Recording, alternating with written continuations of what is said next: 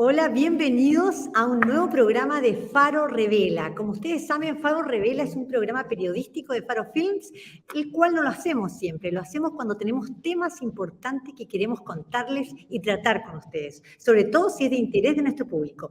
Y les quiero contar que yo vengo llegando de Chile, estuve en Chile votando, y quise traer la noticia de Chile a Faro Revela. ¿Por qué? Porque antes de viajar tuve la oportunidad de estar en el lanzamiento del libro de Nicolás Márquez, La dictadura comunista de Salvador Allende.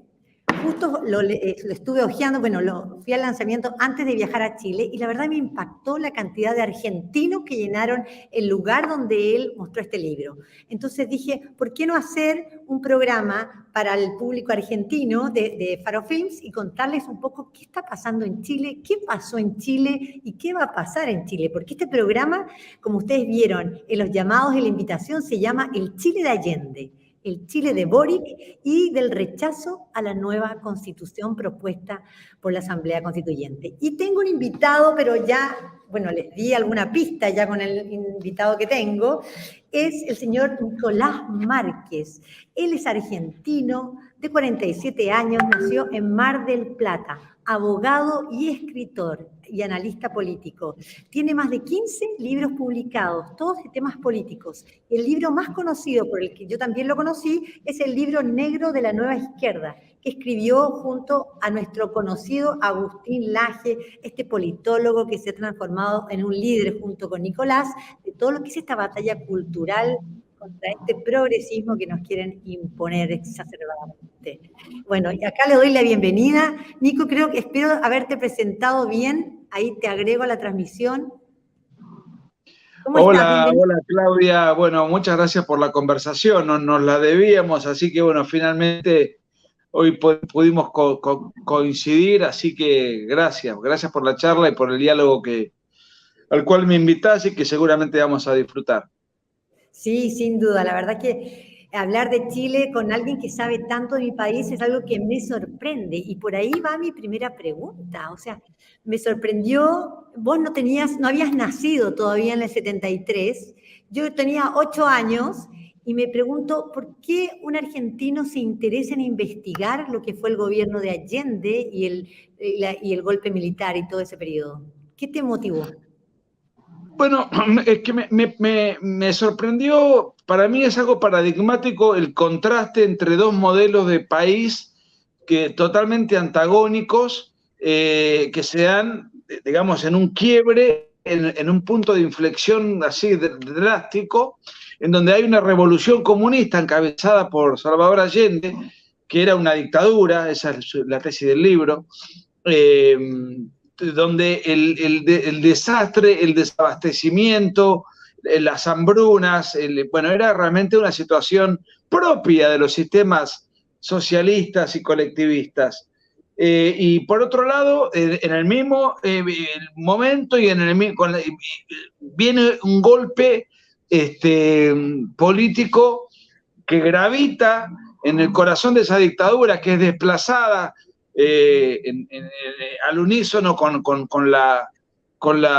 el suicidio de Salvador Allende, idolatrado por la izquierda, su proceso revolucionario idolatrado por la izquierda, su liderazgo político idolatrado por la izquierda, y yo demuestro en el libro de punta a punta todas sus miserias, debilidades, crueldades, el daño que le hizo a Chile, y paradojalmente aparece en escena una política antagónica, se pega un golpe de timón brutal en Chile, que tuvo su costo político importante.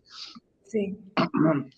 Y eso mantenido en el tiempo, hacia la economía de mercado, con nuevas instituciones, con la vigencia de la propiedad privada, en el contexto de la Guerra Fría, fue realmente un rescate y fue colocar a Chile en un lugar rumbo al estrellato, porque en el septiembre del 73, cuando Allende se suicida, en concordancia con el pronunciamiento militar, Chile tenía la misma importancia política y económica que Haití. O sea, no existía. Era un país que no tenía la más mínima envergadura ni protagonismo. Eso era el Chile de Salvador Allende.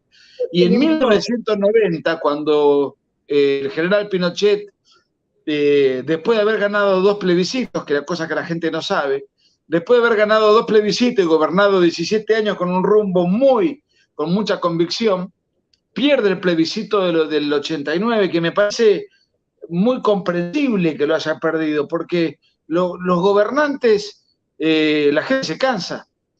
17 años en el poder, por más buen gobernante que seas, ese poder se termina fatigando a la gente. Entonces me pareció, y a pesar de eso sacó el 45% de los votos Pinochet, y me aparece la Concertación, que era una coalición de centro-izquierda, hoy que está muy reducida, ¿no? Pero que gobernó durante 20 años consecutivos, manteniendo las instituciones forjadas al calor de la Constitución del 80 y manteniendo el rumbo económico. O sea que fue la Concertación la que discursivamente levantó a Allende y la que discursivamente satanizó a Pinochet, pero que en los hechos concretos prosiguió con la política heredada de Pinochet, no la modificaron en lo sustancial. Entonces me parecía un rasgo de hipocresía notable. Entonces, bueno, y como me considero alguien totalmente compenetrado con la batalla cultural, a mí me parece que parte de la batalla cultural es la lucha por el pasado, porque la izquierda se adueña del pasado de Argentina, del pasado chileno, es decir, la izquierda cuenta el pasado cubano, o sea, yo en mi libro sobre el Che Guevara cuento lo que era Cuba antes de la llegada de Fidel Castro. La tercera era Estados Unidos, Argentina, Uruguay y Cuba. En ese rango estaba de calidad de vida. Bueno, hoy Cuba es la estética del fracaso, pero no me quiero ir de tema. Lo que digo es, me parecía importante porque la izquierda, manteniendo la mentira por espacio de años, se van renovando las generaciones, la pirámide de votantes, digamos, la base que es el grueso de los votantes son las nuevas generaciones que no han vivido ese pasado mal contado por la izquierda, ha engañado a la opinión pública, y entonces el votante nuevo de 20 años, bueno, termina votando por Boric. Porque creen, porque la coalición de gobierno que en este momento encabeza Boric, ellos se han presentado de alguna manera como los herederos del proyecto de la Unidad Popular.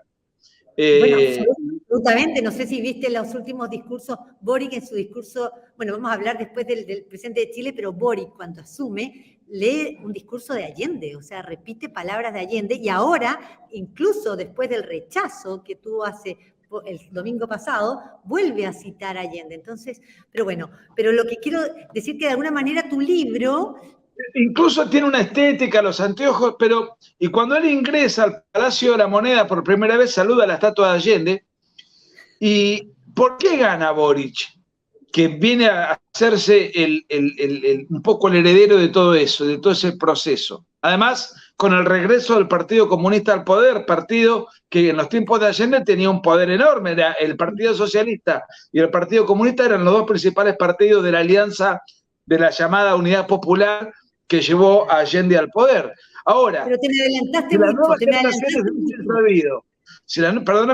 si las nuevas generaciones hubiesen sabido el fracaso que fue el gobierno de Allende, entonces no hubiesen votado por Boric.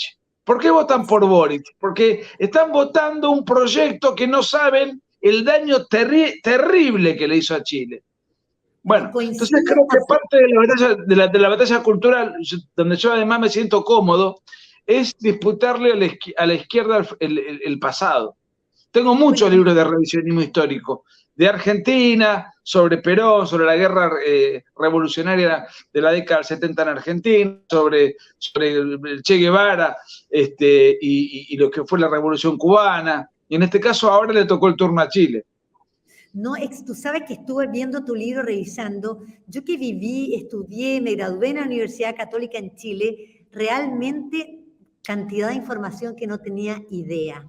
Realmente nosotros en Chile no nos formaron en todo lo que pasó en ese periodo. A las nuevas generaciones, ni hablar, no las han formado en nada de lo que pasó. Y, como dices tú, el relato, ¿quién lo ocupó? La izquierda. La izquierda tomó este relato, lo reescribió como quiso, y nos encontramos con que los jóvenes, hijos de amigos, que hoy tienen 23, 25 años, votaron a Boric, siendo de chicos formados de la generación que de alguna manera vivió los tiempos de prosperidad del gobierno de Pinochet, que pudo acceder a la vivienda, que pudo viajar, que un montón de toda la situación económica estable que tuvimos tantos años, primera vez que hay ahora, después de muchos años, inflación, o sea...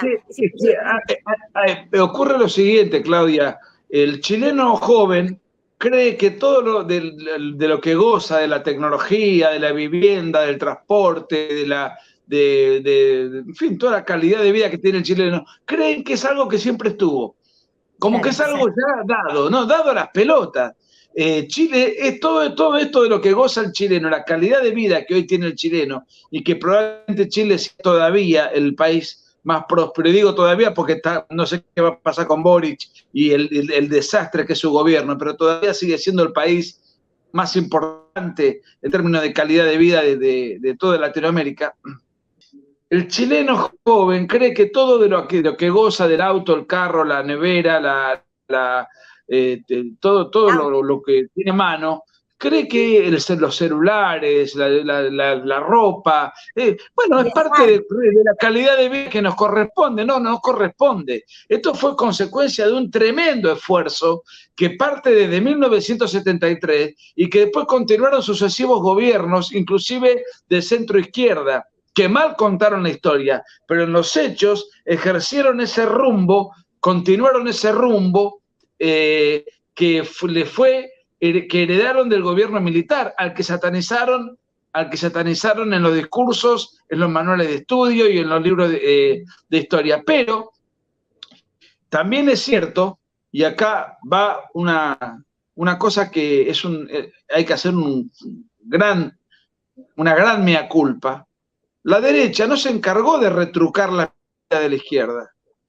Bueno, entonces hay una frase que la cito en todos los reportajes que me hacen, que es de Maurras, un pensador francés de la primera mitad del siglo XX. Él decía: un error y una mentira que no nos hemos tomado el trabajo de desenmascarar se han ido constituyendo poco a poco en la autoridad de lo verdadero. Un error y una mentira que no nos hemos tomado el trabajo de desenmascarar se han ido constituyendo poco a poco en la autoridad de lo verdadero. En donde él, en esa frase también hay una suerte de mea culpa. Dice: no nos hemos tomado el trabajo de desenmascarar. La derecha siempre menospreció la lucha cultural. La lucha por la historia también es parte gravitante de la lucha cultural.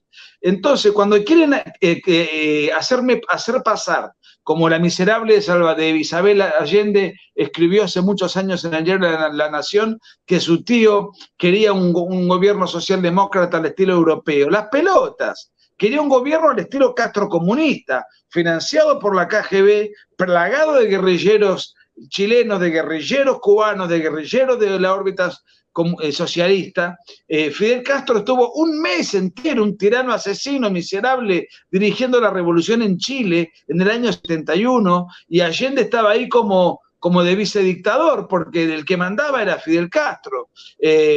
Bueno, todo un armazón que yo voy describiendo en el libro. Bueno, eso habría que haberlo hecho con fuerza en su momento.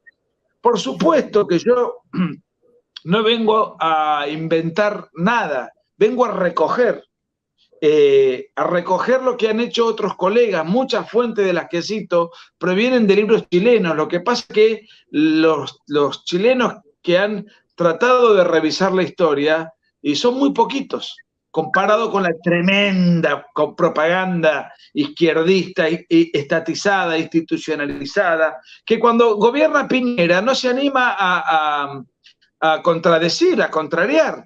Y eso le pasa a los partidos de centro, que no son de derecha, que son culposos, que son incultos, que son temerosos, que son políticamente correctos. Entonces tampoco se han encargado, cuando les tocó gobernar, de hacer una revisión fuerte de todo el cúmulo de mentiras que la izquierda tejió sobre Allende? Porque es bastante fácil destruir a Allende.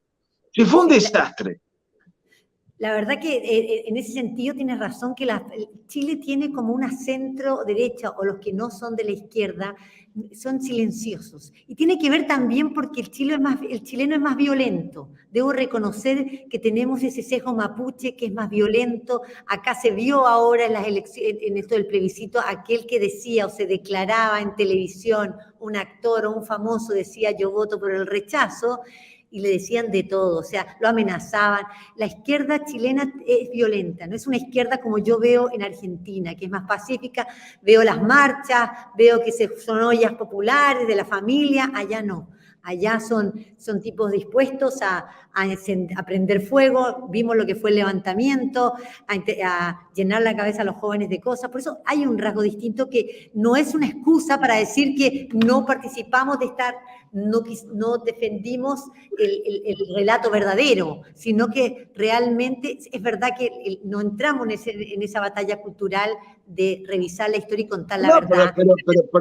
Pero eso no es una crítica a los chilenos, sino a la derecha en general. En Argentina pasa lo mismo. Hay un historiador que lamentablemente murió hace muy poco, que mira, te voy a mostrar un libro, historiador argentino, uno de los tantos libros que consulté, que leí para armar debo decir, me impactó la cantidad de citas, la cantidad de bibliografía. Un libro muy interesante escrito por Enrique Díaz Araujo. Él acá analiza el gobierno de Allende y tira datos y cosas impresionantes. Los discursos de Allende a favor de Stalin, bueno, realmente lo desnuda, lo desenmascara por completo. Pero, ¿a qué quiero ir?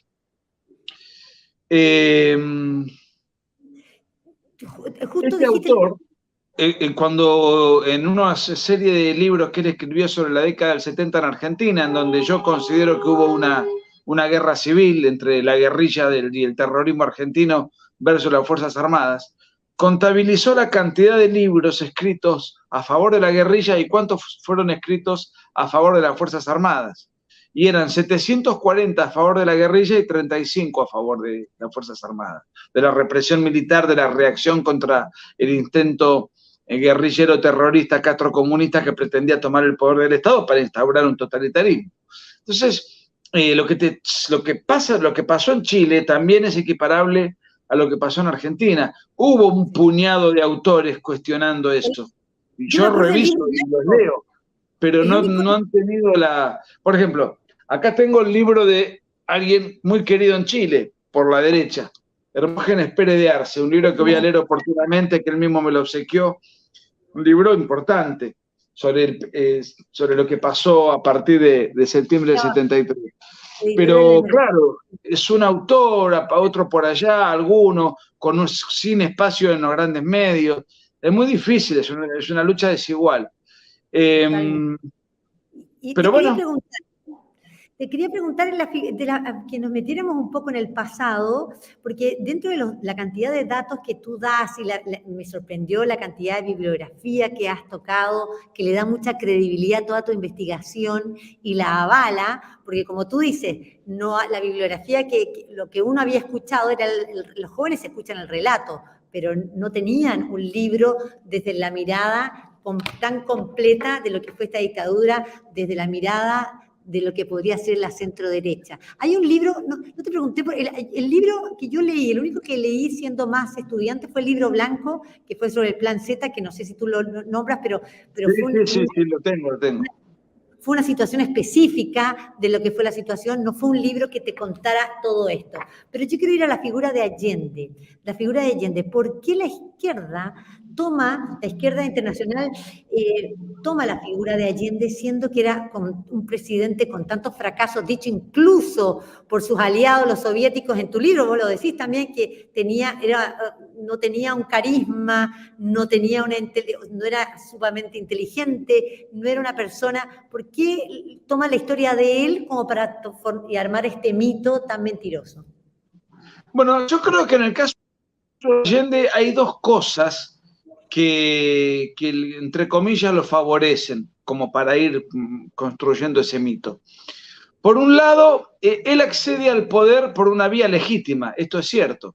Pero a mí me importa un rábano, porque también Hugo Chávez llegó al poder por una vía legítima, Hitler también, Perón en Argentina también. O sea, el hecho de que vos llegues por una vía legítima no te convalida, no quiere decir que vos ejerzas el poder ilegítima e ilegalmente o inconstitucionalmente. Y ese es el caso de Allende. Pero bueno, fue como, digamos, tiene esa ventaja.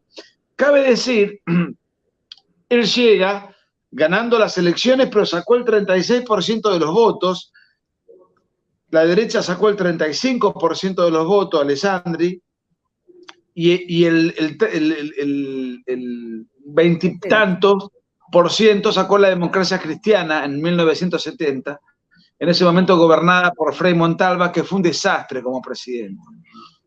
Y la Democracia Cristiana, con la cobardía que siempre los caracterizó, no se animaron a darle los votos a Alessandri y se dieron a Allende. Una vergüenza.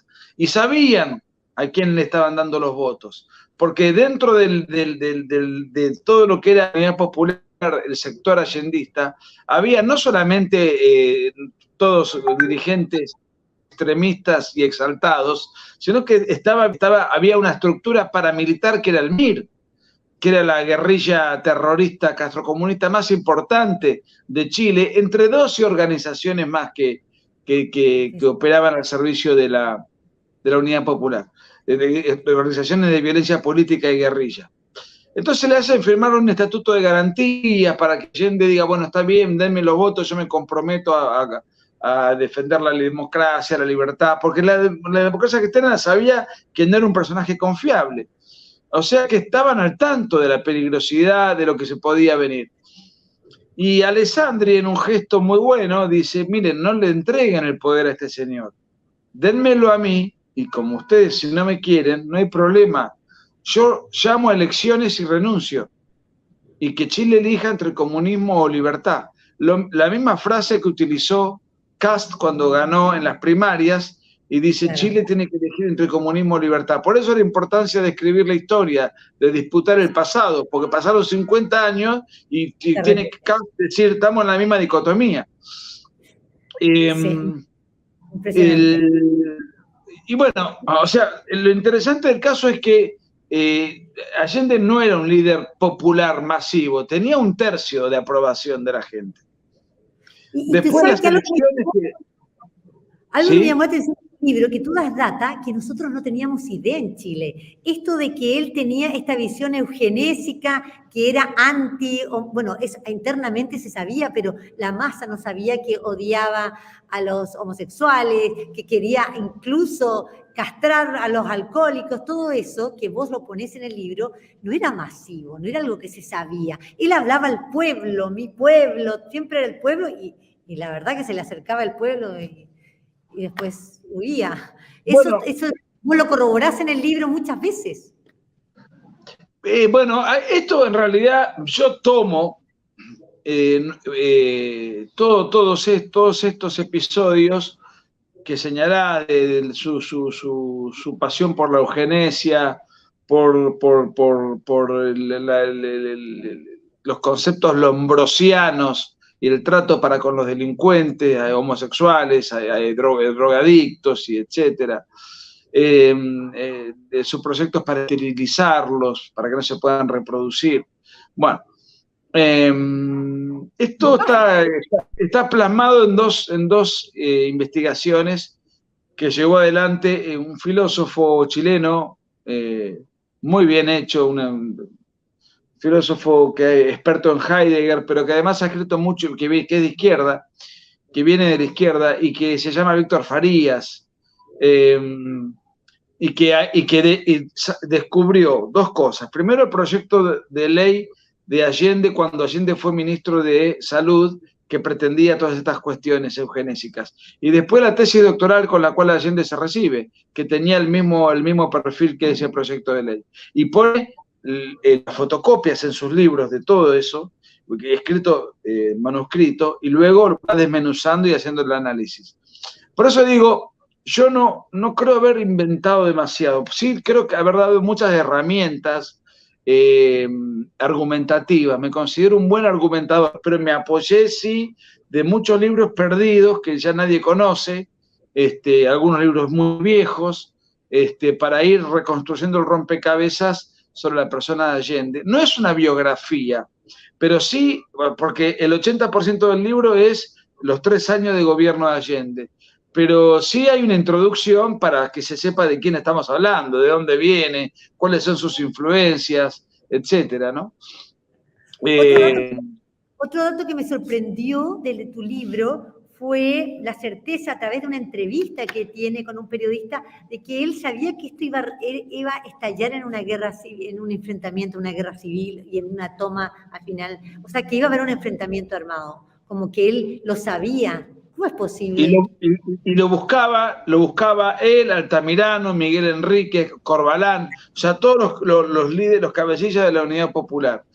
El periodista que vos estás señalando es Regis Regis Debray, y ¿por qué lo menciono así? Porque quien no me cree a mí, que lo ponga en YouTube, porque esa entrevista está en YouTube, es una entrevista de 1 hora, donde Regis Debray, que era un agente francés que vive, siempre muy vinculado con la ultraizquierda, de hecho fue guerrillero en los campamentos del Che Guevara, bueno, era un ideólogo importante en la izquierda, de fama mundial, estaba embelesado con Allende, entonces le pregunta si va a haber conflicto, y el propio Allende le dice, ¿cómo no va a haber conflicto? Es inevitable. Yo soy marxista-leninista, nosotros vamos a hacer la revolución. En algún momento, cuando el enemigo esté arrinconado, va a tener que saltar. Y cuando salte se generará el conflicto. O sea, él lo dice abiertamente. O sea, bueno, ese conflicto estaba al límite, candente, y prácticamente yo diría que el pronunciamiento del 11 de septiembre del 73 impide una guerra civil, de la cual Chile estuvo al borde, al límite. Bueno, dicen que el pronunciamiento del 73 vino porque él quería matar a todos los comandantes en jefe. Quería poner el famoso plan Z, de que tú señalabas, sí, efectivamente, yo no sé si se sabía ya de ese plan o si fue descubierto con posterioridad al pronunciamiento, porque todos los alcances y detalles del plan se encuentran en las oficinas del Ministerio del Interior, de todos los principales funcionarios de la Unidad Popular.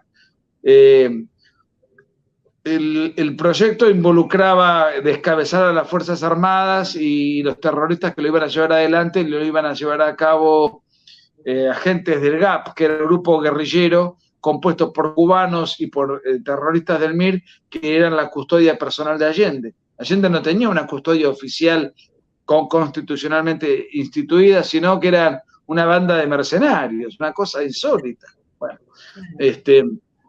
claro. Pero bueno, el pronunciamiento militar aborta esa intentona, y a partir de ahí se empiezan a descubrir arsenales de armas. De hecho, hubo un informe que eleva al gobierno de Chile a la ONU, en donde a través de todo el arsenal descubierto se llega a la conclusión de que todo el armamento que fue rescatado en diferentes lugares de Chile, que estaba conformado para abastecer como mínimo a 20.000 guerrilleros combatientes al servicio de la UP. Lo que pasa es que no podían competir contra las Fuerzas Armadas porque el ejército, los carabineros, la marinería y la Fuerza Aérea estaba compactada y operaban todos juntos, como un relojito, no hubo ni una sola deserción. Entonces, la guerrilla, y además había un descontento popular enorme y una alegría popular muy grande cuando se produce el alzamiento. Entonces los guerrilleros quedaron como paralizados, no podían. Muchos se fueron al exterior, muchos se exiliaron, muchos fueron capturados, muchos murieron en enfrentamiento, muchos fueron detenidos. O sea, empezó, digamos, ahí la persecución contra toda la estructura militar ilegal que tenía la UP mientras ejerció el poder. Lo que se pretendía era partir al ejército. Por eso el general Prats era la mano derecha militar de Allende y además era ministro, además fue vicepresidente, además tenía una cúpula de militares afines que manejaban diferentes ministerios. Lo que se pretendía era llevar a los militares al poder, comandados por Allende, para que los militares, penetren, infiltren, partan, ideologicen a sus mandos inferiores, para que esa disciplina y esa verticalidad se pierda. No lo pudieron hacer. De hecho, Prats tuvo que renunciar al verse repudiado y vilipendiado por los chilenos que lo despreciaban. Bueno, es conocido él para los argentinos, porque se exilia en Argentina y 11 años después, en el 84, es asesinado. Sí. No sé bien los alcances de ese episodio, pero bueno. Y cuéntame una cosa, yo lo que pienso es, o sea, que el proyecto de Allende de alguna manera venía ya mal por el hecho de que quería, de alguna manera, tú mismo lo explicaste, frente a un ejército que era tan poderoso, ya su plan era fallido si venía con una milicia que no tenía la experiencia, y por eso no siguió como en otros países, como puede ser en Venezuela, Cuba, que nos salvó de alguna manera esa estructura tan prusiana, tan ordenada, tan, de alguna manera, por amor a la patria, con otros valores. Lo que pasa es que, a ver, yo creo que era que Allende tenía problemas de liderazgo personal. Él no podía controlar muy bien, a pesar de que él era el presidente de la Unidad Popular, él no podía controlar muy bien a Altamirano, que era el presidente del Partido Socialista, su partido. No podía controlar muy bien no pudo controlar a Fidel Castro cuando Fidel Castro estuvo un mes en Chile dirigiendo la revolución. De hecho, estaba muy incómodo él como dirigente político, como presidente, como líder. No podía controlar la guerrilla del MIR. Entonces, no podía controlar al Partido Comunista, que tenía un energúmeno como Luis Corbalán, que era otro extremista así muy desaforado. Entonces la Unidad Popular era una especie, gobernaba con mucha desincronización, y cada aparato de la Unidad Popular, incluso hay partidos inferiores como el MAPU, etcétera, cada aparato tenía se manejaba de una manera, digamos, con su propio ritmo, con su propia velocidad, por su cuenta. Y Allende vacilaba, dudaba. De hecho, hay informes de inteligencia de Alemania comunista y de la Unión Soviética donde refieren a Allende y dicen él no logra articular las fuerzas de su propio espacio. O sea, y eso también me interesa, porque Allende no solamente fue un mal gobierno, no solamente fue un dictador que usó el crimen político y las violaciones a los derechos humanos para someter a los opositores, sino que tampoco fue un buen líder. No era Stalin, no era Fidel Castro. Fidel Castro empobreció a Cuba, la esclavizó, la sometió, la aplastó las libertades y mató miles de personas. Pero era un líder tremendo. Bueno, Allende no se animaba, lo admiraba, estaba con ellos, estaba financiado por ellos, los cubanos estaban en Chile, pero él no tenía las personalidades propias de un liderazgo. Él había sido toda su vida un parlamentarista. Entonces, como parlamentario, es relativamente cómodo estar en una banca, hablar, disertar. Ahora, cuando tenés que conducir un proceso revolucionario, y él se preparó toda la vida para eso. De hecho, se postuló a presidente 4 veces. En la cuarta logra obtener la presidencia. Bueno, y a partir de ahí, y rumbo a la revolución comunista. Bueno, no tuvo ni los atributos de la personalidad para lograr ese objetivo, no tuvo el consenso mayoritario de la población, porque inclusive perdió las elecciones de medio término en el año 73, ni tampoco tuvo, no pudo domesticar a las Fuerzas Armadas. Entonces, al no tener todo y además la chilenidad se movilizó para destituirlo. Me refiero a la huelga del teniente en el 73, la huelga de los camioneros, donde tratan de doblegarlos pero no pueden, la huelga de la movilización tremenda que fue cuando se intentó imponer la educación nacional unificada, que era el adoctrinamiento marxista a los más jóvenes, las elecciones, en donde hicieron fraude, pero el gobierno, y a pesar del fraude no pudo ganar. Bueno, claro. Y además hubo un hecho que para mí es muy importante, que legitima completamente el pronunciamiento del 11 de septiembre del 73. Días antes del pronunciamiento, la Corte Suprema de Justicia, la Contraloría General de la Nación y el Congreso de la Nación emiten cada uno por su cuenta unas resoluciones en donde declaran ilegal, inconstitucional e ilegítimo a Allende como presidente. Y se ordena la destitución, lo dice el Congreso, en el punto 2, en el acuerdo del 22 de agosto del 73 de la Cámara de Diputados. Y ahí está establecido la orden de destitución de alguien que era ya un intruso, no tenía legitimidad. Bueno, ¿y quién lo tiene que sacar? Hay que sacarlo por la fuerza. Claro. Porque no es que lo destituimos, pero y él se va a su casa tranquilo. No, estaba metido ahí adentro con sus guerrilleros, con sus terroristas, resistiendo. Bueno, había que sacarlo a la fuerza. Y se lo sacó a la fuerza. Y cuando se le pretendió sacar a la fuerza, y se lo saca a la fuerza, hay un hecho muy importante, y acá está la última mentira de la izquierda, que es la que pretendió hacer pasar a Allende como alguien que defendió su posición en el contexto de un enfrentamiento. Ningún enfrentamiento. El mito de la muerte. 4 veces lo llaman los militares y le dicen rendición incondicional, ríndase incondicionalmente. Hay un helicóptero a su disposición para usted, para su familia, hay un avión para llevarlo al aeropuerto y para que se dirijan al país que ustedes pretendan. 4 veces se lo dicen. Él decide que eso lo haga la familia y decide quedarse y pegarse un tiro.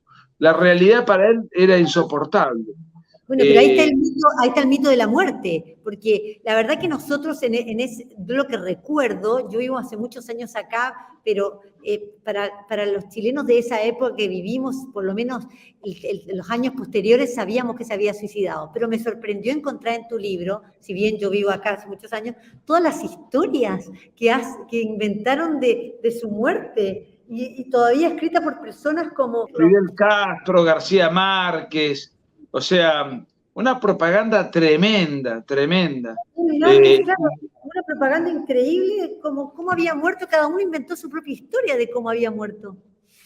Bueno, eso también era para la construcción del mito, el tipo que valientemente y heroicamente va y se enfrenta contra las fuerzas fascistas de la reacción que le impiden llevar adelante sus buenos propósitos. Todo este discurso falso es el que prevaleció por años. Había un testigo muy incómodo para la izquierda, que era su médico personal, el doctor Gijón, que estaba en la sala junto con Allende, cuando Allende se pega el tiro. Y se pega el tiro con con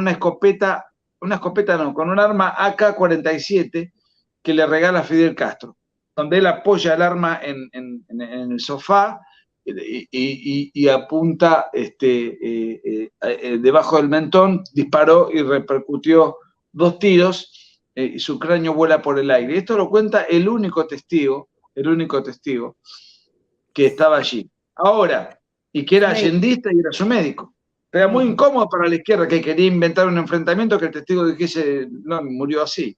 Entonces, muchos años después, en el año 2011, la familia Allende pide exhumar el cadáver y aparecen peritos internacionales, una serie de profesionales del más alto prestigio, unos 50 peritos, peritos de parte, peritos de oficio, peritos del extranjero, y todos, sin excepción alguna, determinaron de manera rotunda que hubo un suicidio. Y de hecho, una de las hijas de Allende, yo recojo un testimonio donde dice, bueno, esto era lo que siempre pensó la familia, pero bueno, queríamos constatarlo.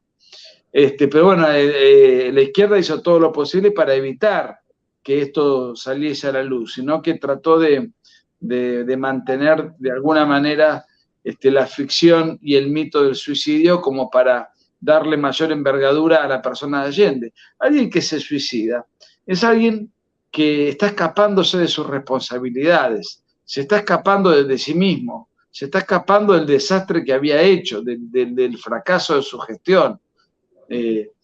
Tenía que rendir cuentas públicas sobre su desastre, cuentas morales, cuentas políticas, cuentas de todo orden. Y sin embargo no soportó hacerlo. La realidad lo superó y se escapó pegándose un tiro. Y contame, para terminar de hablar del pasado y vayamos ya al presente de Chile, contame, ¿te quedó algo fuera de este libro, algo que no pudiste corroborar, alguna situación que se vivió y que no tuviste comprobación o que no te animaste a poner por ser, no sé, ¿te pasó eso o no en todo lo que investigaste, leíste? Mira, no, a mí lo que me hubiese gustado es tener 3 o 4 meses más para trabajar en el libro, pero la editorial, con buen criterio, me decía, esto tiene que salir un mes antes del plebiscito.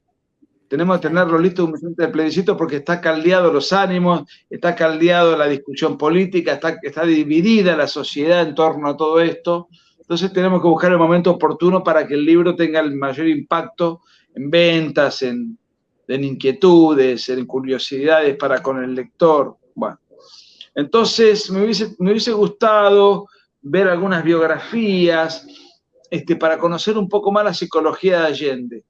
Para esos 3 o 4 meses donde uno termina de redondear un libro, y esto fue escrito con mucho apuro.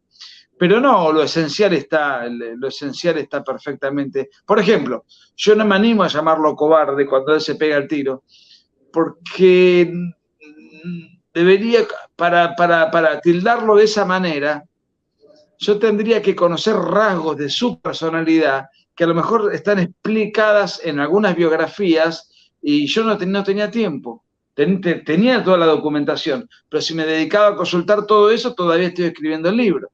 Entonces el libro había que sacarlo en un plazo político específico. Entonces me hubiese gustado tener ese tiempo como para consolidar ciertas cosas, pero no, lo esencial está y estoy muy contento. Es uno de los mejores libros que hice en mi vida. Y es un libro corto. Es un libro de 220 páginas. Cuando redactás de una manera muy fácil de leer, muy llevadero, como una historia te felicito, la verdad que muy bien escrito. Bueno, eso es un libro muy, muy adjetivado, muy visceral. Sí, lo hiciste con rabia, dijiste en tu charla. En tu charla cuando en una charla que tuve como la que estamos compartiendo ahora, que me la hizo, me reportó Vanessa Kaiser, de una politóloga, filósofa, ¿no? Chilena de mucho prestigio. Me decía que, bueno, ella había leído fragmentos que yo le había mandado por Word, que el libro tenía un aspecto muy sanguíneo, la forma de narrar, de relatar. Es muy agresivo. Y es muy agresivo porque es una rebelión contra las mentiras de la izquierda. Y es muy agresivo porque además creo que mi función es dar la batalla, no es simplemente pasión por la historia.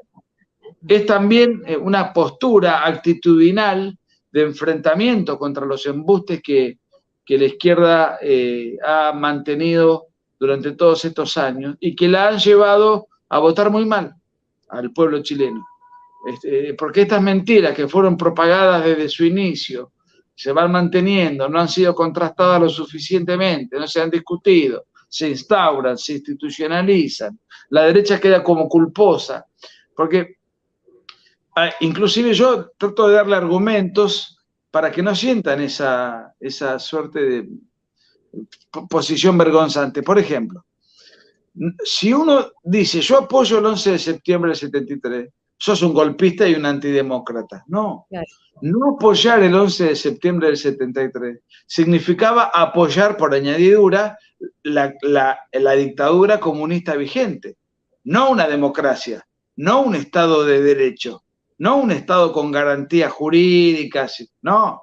Lo de Allende no tiene nada que ver con eso, era un gobierno castrocomunista, donde se violaban los derechos humanos, se perseguían a los opositores, se encarcelaban opositores, se asesinaban opositores, se perseguía la radio, se perseguía, los poderes republicanos no funcionaban, y fueron los poderes republicanos los que dijeron: este señor gobierna fuera de la Constitución, de la ley y del Estado de Derecho. Entonces eso habilitó el pronunciamiento militar. Entonces, no apoyar el 11 de septiembre no es ser un demócrata, es apoyar una dictadura vigente. Entonces,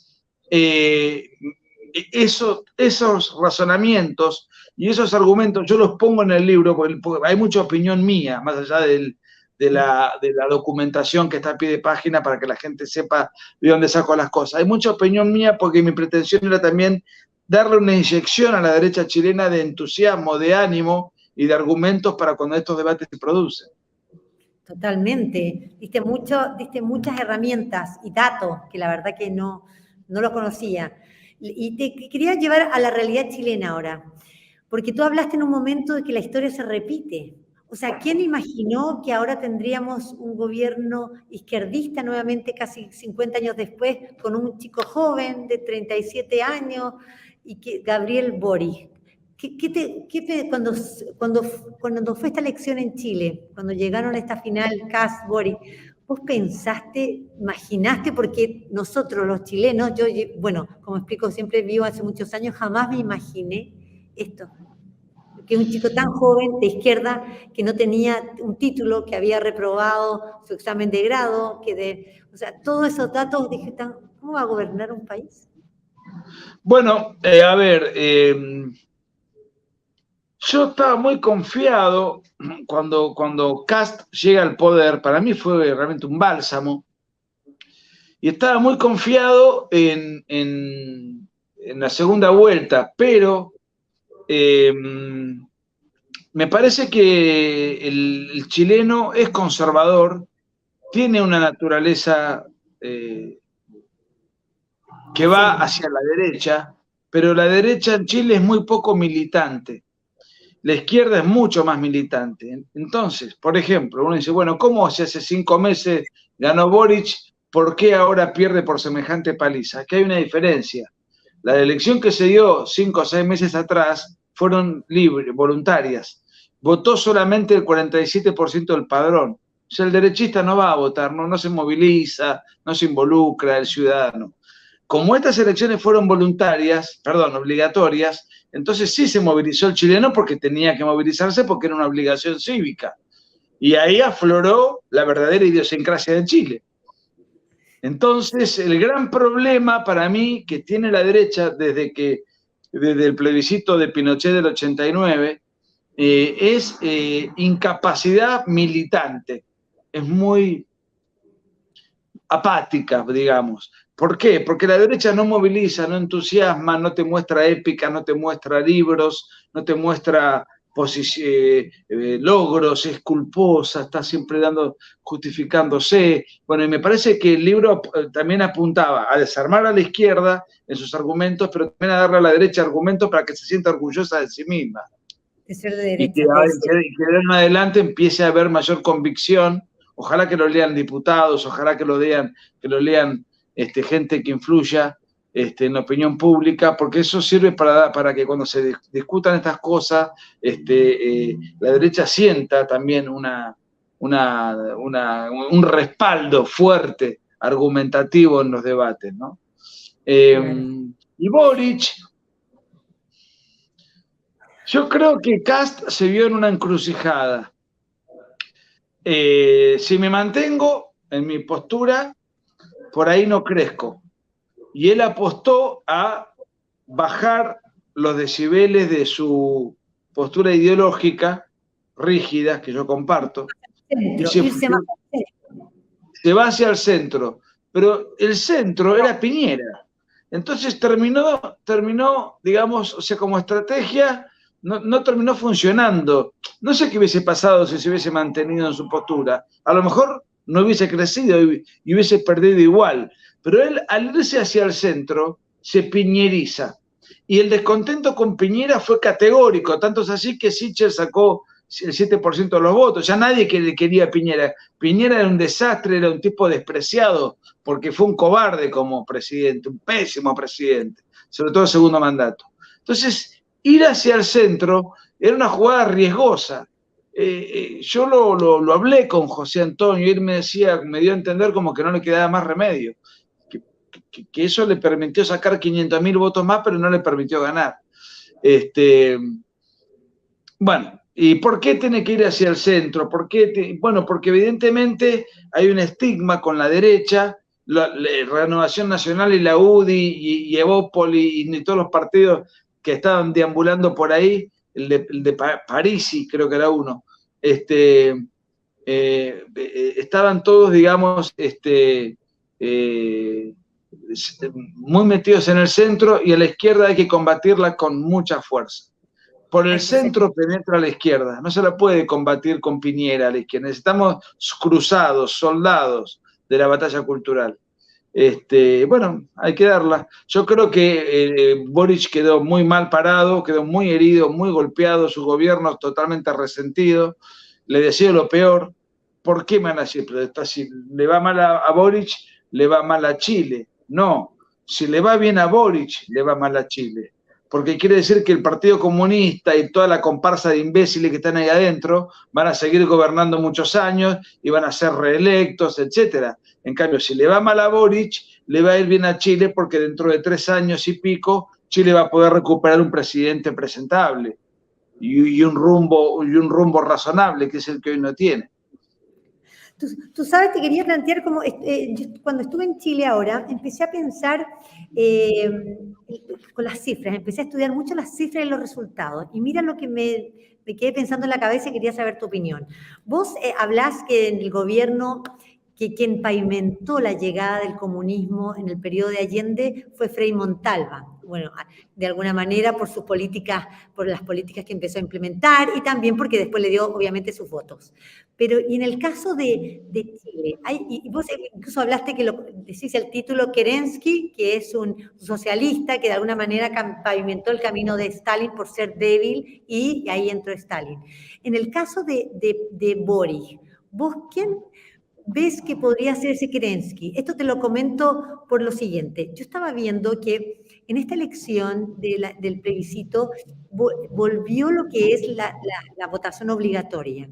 ¿Sabes quién quitó la votación y la hizo voluntaria? Fue Piñera, y la hizo hace 10 años, por un motivo en enero del año... 10 años, bueno, soy mala para los números, pero hace 10 años Piñera dijo que él quería motivar a los jóvenes a que se inscribieran en los registros electorales, y dijo, vamos a hacer el voto voluntario para que no crean que tienen que ir por una penalidad a votar, y que tienen una obligación, y que si no van a ser multados. Entonces, ¿y qué provoca eso? Yo creo que provoca algo tremendo en Chile, porque la gente que era de centro, que en mi parecer la mayoría de los chilenos están más al medio, porque tienen este temor de los extremos, que son muy exacerbados ambos extremos. Esta es mi opinión personal. Los extremos de Chile son muy exacerbados, ambos extremos. Entonces la gente se ubica mejor en el medio. Esta gente que no se vio representada dejó de ir a votar, dejó de participar, ya sea porque no era obligatorio, porque la situación económica hizo que la gente saliera de vacaciones, viajara, no le tomó importancia. Durante 10 años, 6 millones de personas no votaron. 6 millones de personas no votaron. Entonces yo pienso que esto de hacer el voto voluntario pavimentó el camino a que vuelva a la izquierda. La izquierda es muy activa, porque la izquierda tiene el odio como factor de lucha del que hablaba el Che Guevara. La izquierda tiene esa cosa de agitación permanente, de movilización. De hecho, Boris, Camila Vallejo, todos esos que hoy están en el gobierno, muchos de ellos partieron de la militancia universitaria, de agitaciones populares, de activismo, gimnasia revolucionaria. Y la persona de derecha le gusta la armonía, la paz, el orden, la familia, no se involucra, no da batalla, entonces ni siquiera va a votar. Entonces, a pesar de que el pueblo mayoritariamente chileno yo creo que es conservador, acá la izquierda se envalentonó, porque el plebiscito, el proyecto constituyente, que tenía casi 400 artículos, era desopilante, era indefendible, era un proyecto ecofeminista, con ideología de género, con la ideología indigenista repartiendo a cada comunidad que se dice aborigen una porción del derecho con su propia tradición ancestral jurídica como fuente de derecho, un disparate, o sea, todo, el robo a los depósitos jubilatorios, o sea, de hecho hubo no pocas personas que pertenecieron a la Unidad Popular, hombres grandes, que salieron a los medios a decir, señores, esto es un desastre lo que están haciendo. O sea, era indefendible. O sea que yo creo que te digo más, es el primer golpe que recibe la izquierda latinoamericana después de una sucesión tremenda y grave de triunfos.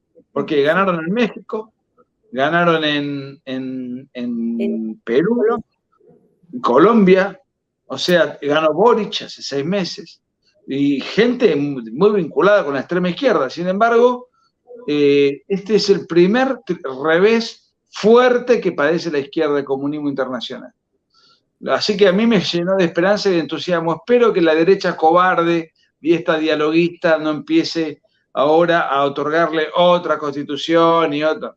Esperemos que nos quedemos con la que hay, que dicho sea de paso, de la constitución del 80, de la constitución del gobierno militar, votada por abrumadora mayoría por los chilenos, fue un plebiscito también que se votó. O sea, no fue impuesta por los militares, fue avalada y aprobada por los chilenos. De esa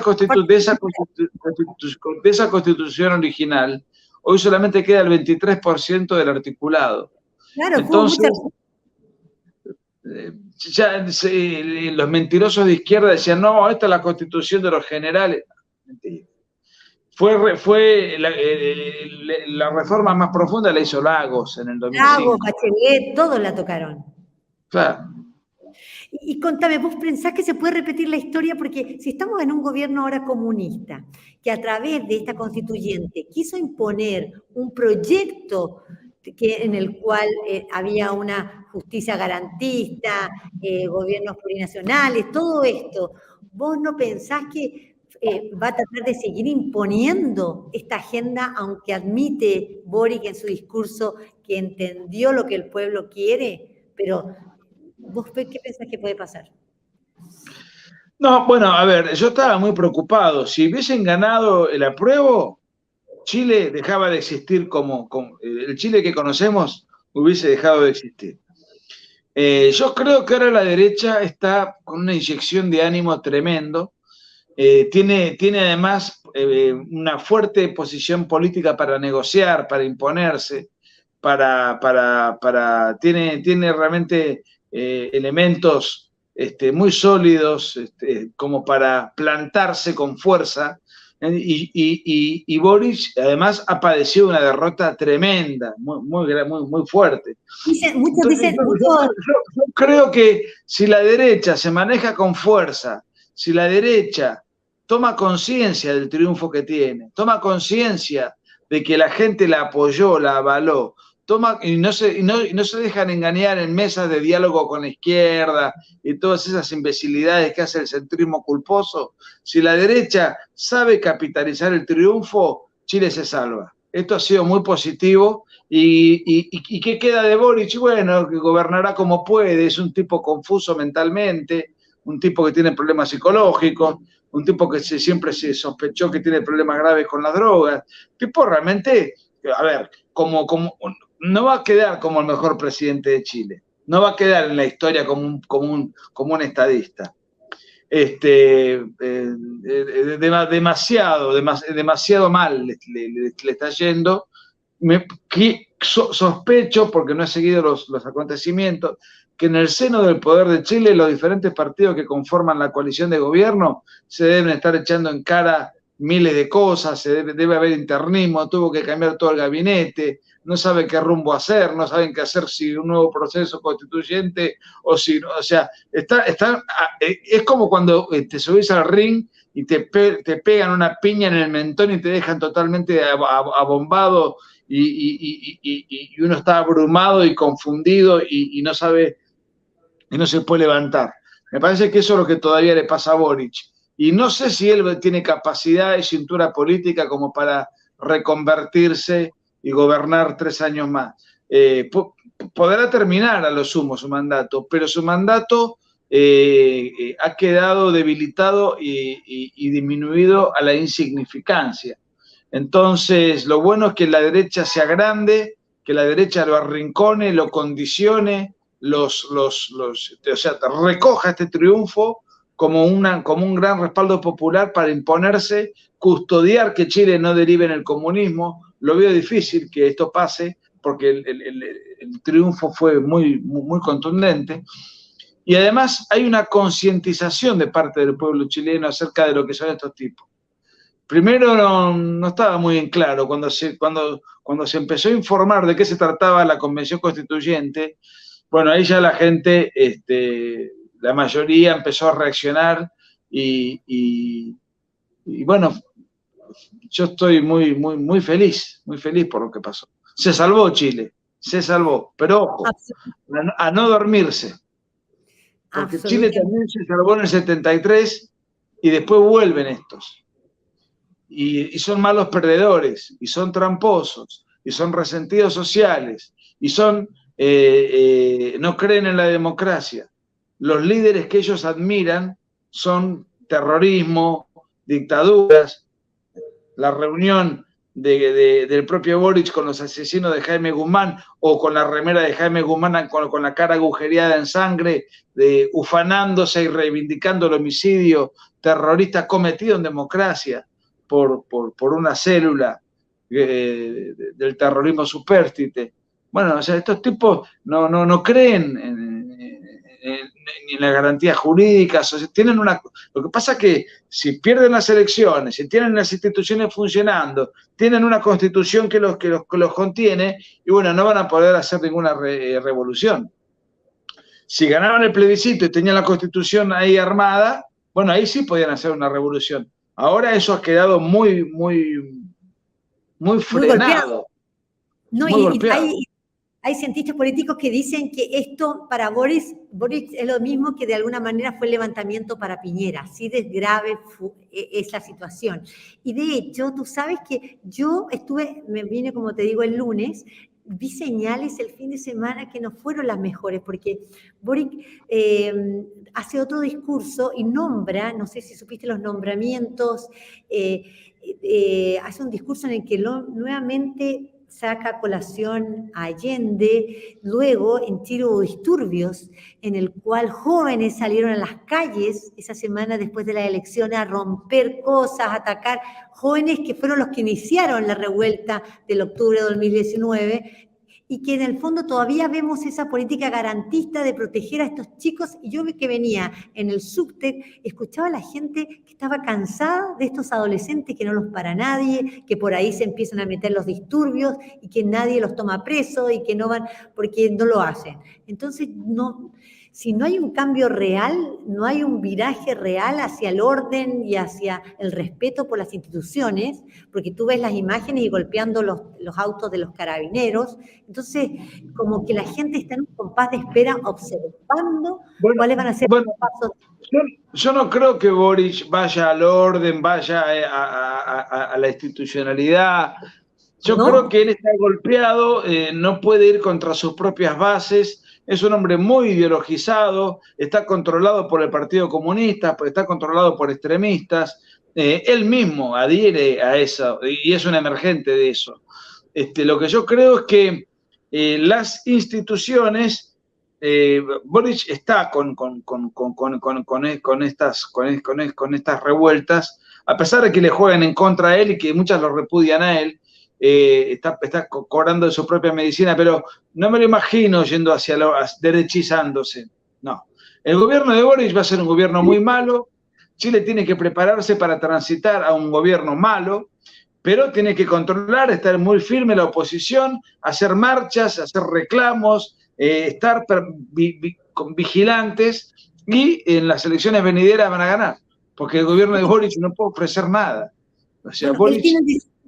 Él tiene un desafío enorme de conquistar al 62% de la población, es que es enorme, la tiene que conquistar porque está totalmente desacreditado al haber apoyado de alguna manera él, en vez de mantenerse, digamos, objetivo, sin opinar respecto a la Asamblea Constituyente, él la apoyó, pero ya como un proyecto político, como el proyecto de su gobierno. Y ahora que ganó el rechazo de forma contundente, perdió mucha fuerza. Entonces, ¿qué va a pasar en el futuro? Es lo que nadie sabe. Se está en un compás de espera tremendo. Incluso hoy estaba leyendo que el CERVEL, que es el Servicio Nacional Electoral, dijo que lo mejor es hacer el próximo plebiscito a fines del 2023.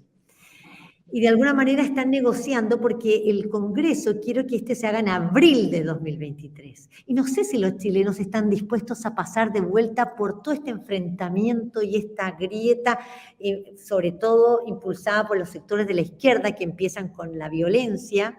Bueno, por eso, Claudia, es fundamental que el centro derecha cobarde se deje de joder, se vaya, se una al Partido Republicano y digan, no señores, la Constitución es esta, basta, y se impongan y hagan movilizaciones en contra del gobierno, y que el gobierno se sienta acosado, se sienta en minoría, se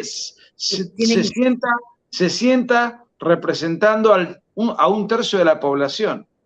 O sea, y además no tienen plan económico, es un desconcierto. O sea, el gobierno de Boric va a estar malo y le va a ir cada vez peor, porque hay una máxima de la ciencia política, ¿no? Que el gobernante naciente, el gobernante que asume, cuenta durante los primeros meses de gestión con un consenso social importante, la gente ve como algo nuevo, lo toma con simpatía, le da un apoyo. Eso después se va diluyendo por el desgaste natural, el divorcio que se produce entre el gobernante y la población. Pero en los primeros meses siempre el gobernante suele tener a la mayoría de su lado. Bueno, Boric acaba de gobernar y acaba de ser despreciado. Entonces, ¿cómo van a ser los meses posteriores? Además, por las características de su programa de gobierno, no hay ninguna posibilidad de que esto sea exitoso. Su figura va a ir empequeñeciéndose a medida que pasa el tiempo. ¿Tú crees que vaya a terminar el gobierno? Porque uno piensa, en 346 comunas en que se divide el país, el apruebo ganó en 8, y que son la isla Juan Fernández, la isla de Pascua, la zona de Ñuñoa, que está concentrado toda la izquierda. Entonces tú dices, es como, ¿cómo se sale de esto? ¿Cómo se sale de esto? Bueno, yo creo que con una derecha vigorosa, valiente, que conserve la constitucionalidad actual, que conserve las instituciones, que observe y proteja a la gente de eventuales atropellos o desvíos ilegales de parte del gobierno. Ahora, si va a terminar o no, yo te respondería de esta manera. Si Boric fuese un presidente argentino, probablemente no termine, porque en Argentina, que es institucionalmente mucho más débil que Chile, muchos presidentes no han terminado desde que volvió la democracia. No terminó Alfonsín, no terminó de la Rúa, no terminó Duhalde.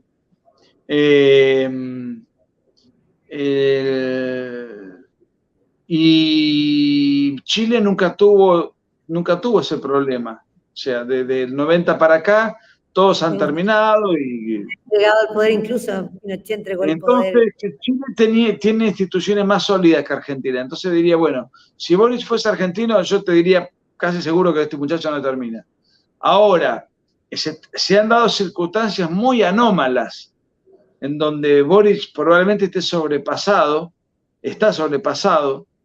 Y además es un personaje que tiene problemas mentales, él mismo lo ha confesado. Sí, trastorno de obsesivo Hay que ver a cuánto asciende el nivel de descontento y a cuánto asciende el nivel de improvisación y de ineficiencia de parte de este gobierno. Hay que ver cómo se le descompone el poder político también, cómo se le resiente la gobernabilidad. Esto de que Boric pueda perder la posibilidad, se la escuché hace un tiempo esbozarla a Axel Kaiser en un vivo, no me acuerdo en qué contexto, charlando con alguien, donde todavía el apruebo ganaba en las encuestas, pero él decía, no creo que gane el rechazo, esto tiene un par de meses, pero si llega a ganar el rechazo, no es de descartar que Boric no termine. Y no solamente ganó el rechazo, aplastó el rechazo. Entonces, bueno, él conoce mejor que yo la realidad de su país y yo en ese sentido, como analista político, obviamente lo escucho con atención. Y él esbozó esa posibilidad. Y no es un exaltado, es alguien muy tranquilo para analizar las cosas, hasta donde lo conozco. Y sin embargo, él mismo dijo, esto puede pasar. Entonces, te repito, en Argentina Boric tendría los días contados. En Chile es de suponerse que la institucionalidad le haga terminar el mandato. Pero las palizas que está recibiendo... No, y la reacción de la gente... La pregunta es legítima, es pertinente. Contame, me dijeron como última pregunta que tu próximo libro puede ser el gobierno de Pinochet, la biografía un poco del general Pinochet. Esta fue una idea que me sugirió Agustín Laje. Yo estaba en una nebulosa. La primera vez que me pasaba, no sabía qué escribir. Y Agustín me propuso, conociendo mi pasión por Chile y la cantidad de libros que tengo y lo que he leído en la materia, por interés personal, eso, precisamente, hacer un trabajo sobre Pinochet. Ahora, Pinochet no se puede entender sin Allende. O sea, yo no puedo escribir sobre Pinochet empezando el 11 de septiembre, no. Tengo que escribir explicando por qué se llegó el 11 de septiembre. Entonces, lo que yo digo es, si yo hubiese escrito un libro sobre Pinochet, que sería un libro largo porque Pinochet gobernó 17 años, pero previamente habría que explicar todo lo que pasó antes, las primeras 220 páginas de un libro sobre Pinochet sería este libro. Claro. Entonces, yo digo, bueno, porque el libro culmina con el alzamiento militar y con el suicidio de Allende. Entonces, no descarto la idea. La editorial me quiere animar a hacerlo porque el libro se vende a borbotones y si me permitís, en Chile la editorial es www.entrezorroserizos.com y también creo que se vende en Buscalibre. Buscalibres.com. Buscalibre.com, que ahí se vende también a borbotones. De hecho, Buscalibre pidió cientos de libros a la editorial por la demanda que había y no los tenían y se los mandaron, así que llegan a todo el país y se están empezando a distribuir en muchas librerías, pero bueno, se consigue con facilidad, es un exitazo. Se han vendido ya muchas miles de placas, de copias. En el caso de Argentina, la repercusión es menor porque, bueno, Allende no es gravitante como sí lo es para Chile. De todas maneras, ayer me informó mi editora, los números son muy buenos, a pesar de ser Allende alguien ajeno o lejano a la argentinidad. Y se vende en Cúspide, que es una de las principales cadenas de librerías de la Argentina. Y en Amazon es tremendo, permanente, cualquiera que lo quiera adquirir digitalmente en cualquier lugar del planeta, hace clic y lo tiene al toque el libro. Y bueno, volviendo a tu pregunta, no descarto que mi próximo libro sea sobre Pinochet. Lo que pasa es que ahora, bueno, me tengo que ir un mes a México, a una gira de... ¿A Chile piensas a volver o no? ¿Piensas volver a Chile ya que tu libro está teniendo tanto éxito, dar una charla, ya que fuiste también censurado en los medios, capaz que ahora, ¿o no? Mira, yo regreso a fin de octubre. Hay ya chilenos que me quieren convocar para una serie de actividades, así que sería en noviembre, muy posiblemente, mi próxima visita a Chile. No está confirmado, pero es una posibilidad. Y con eso sería un envión más para el libro, y ahí yo tendría que pensar cuál va a ser mi próximo libro. Tengo algunas ideas dando vueltas en la cabeza, una de ellas es Pinochet. El tema es que escribir un libro sobre Pinochet, si bien las 200 primeras 20 páginas ya están escritas, no es un personaje que se pueda escribir en 200 páginas, hay que dedicarle un libro. Por ejemplo, un libro macizo. El libro de Hermógenes Pérez de Arce, yo tengo mucha capacidad de síntesis, mis libros suelen ser mucho más cortos, pero este libro que solamente abarca el periodo de Pinochet es de 644 páginas. Yo no lo he leído y lo voy a hacer oportunamente, pero yo tengo mucha capacidad de síntesis, voy como muy rápido y voy y seleccionando el material de una manera muy ágil para el lector. Entonces, no sé cuánto me llevaría a hacerlo, pero es un trabajo que requeriría de un esfuerzo intelectual importante, de documentación, de retrucar mentiras, de retrucar historietas construidas a través del tiempo. Bueno, es una posibilidad, es una posibilidad. Bueno, sería buenísimo la parte de Inglaterra, que muchos tenemos dudas, quienes seguimos y aprobamos el golpe militar y después disfrutamos de los beneficios de lo que fue su política. Nos sorprendió lo de Inglaterra y nunca nadie investigó eso. La verdad que sería buenísimo. ¿Cuál? ¿Su detención? ¿Su detención? La detención, todo eso de los fraudes. Bueno, pero mira, a ver, el principal agente que operó para detener a Chile en Pinochet es un delincuente condenado por la justicia, que es el ex juez Baltasar Garzón. Delincuente condenado por la justicia por prevaricar, es decir, por utilizar su cargo de juez sentenciando injusta e ilegalmente a sabiendas. O sea, no es que es un delincuente porque estuvo robando un banco. No, como juez delinquió. Entonces, ya la propia envergadura de la persona que hizo la parodia jurídica para tratar de detener a Pinochet, ya eso desacredita por completo toda la farsa y la estafa impuesta. Además, tengo amigos y amigas que han estado en Inglaterra, que conocen muy bien lo que pasó. Tengo buenas fuentes para explicar eso puntualmente. Pero bueno, ya eso sería algo posterior a su gobierno, ¿no? Pero bueno, sí, lo tengo que pensar a conciencia, porque no es un desafío menor. Cuando Agustín me dijo de Pinochet, digo, arranco con Allende, que es un desafío menor, porque Allende gobernó 3 años. Claro, Entonces, Pinochet lo otro es muy largo. Yo igual, por ejemplo, tengo una biografía escrita sobre Perón que es larga, porque Perón gobernó mucho tiempo. O sea, la capacidad de síntesis la tengo, es parte mía, muy mía, de sacar lo esencial, de ir refutando, y muy polemista todo, ¿no?